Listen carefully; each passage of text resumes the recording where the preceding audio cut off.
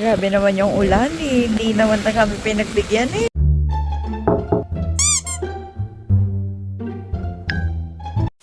Day 4.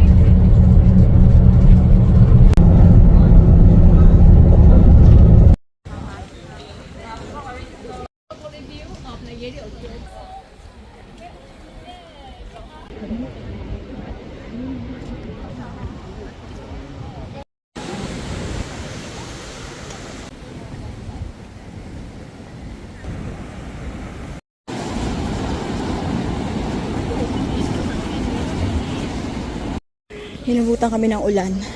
Wala kaming payong. Pastel Sisters. Bastang sisiw, buti may shawl siya.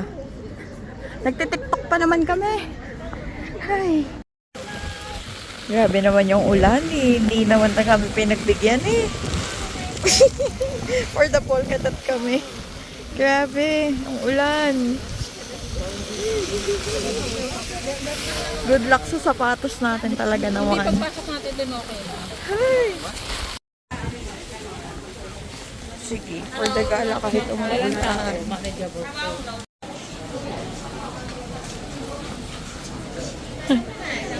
1, 2, 3. Polka man!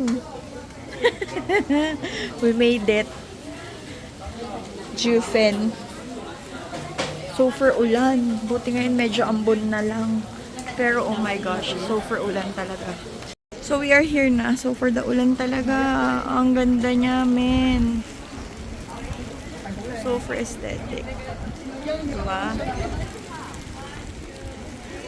Mukha daw siyang nasa hospital. Hindi na kami nakapag-video nung talon. Nakakainis. Ay, tara. Wala akong tripod. Diba? So, pasang sisiw. Naghanap kami na may shallow bow. Nakahanap kami dito. Pero mukhang sikat. Kasi, oh, tignan niya, oh, diba? Mark Twain in the house.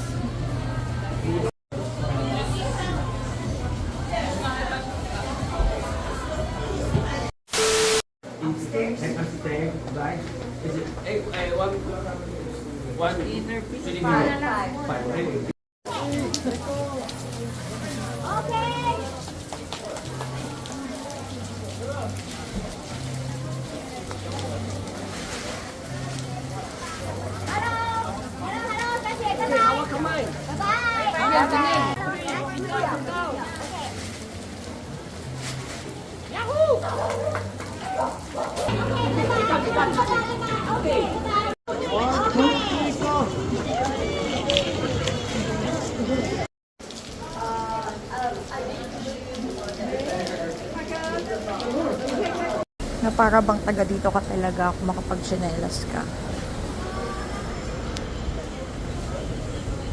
One morning, nakita namin to. Pinipilahan siya. So, masarap naman siya. Chicken poppers. I ordered their signature popcorn and, of course, potato balls. Thank you. 5 minutes daw. Andito siya niluluto. Sabi ko kay madam, bibili lang ako ng chicken. Pero ang dami ko na namang binili. Crispy donut. This black tea. Tsaka yung chicken. Ma-award na naman tayo nun. Sasabihin na naman nun. Nakawala ka na naman mag-isa. Ang dami mo na namang binili. So, ito na nga yung pinamili natin mag-isa. We have the chicken. The sweet potato balls. The crispy donut. So, meron pa nga pala tayong bao. Ang pangalan ng shop, Bao So Hard. This is spicy fresh meat and this is chocolate bao. Tapos, black tea. So, we are back dito sa hotel. Wala kaming outro. Sobrang konti ng video sa tour na to. As in, para kami umakit ng Sagada. Pero, for the bagyo, ang weather, ang lamig sana pero sobrang wet. Kaya lahat ng picture namin, naka-raincoat kami. Tapos yung raincoat namin, para kaming galing ng hospital. But anyways, we're back at magpapahinga na kami after this long, wet, not so tiring tour.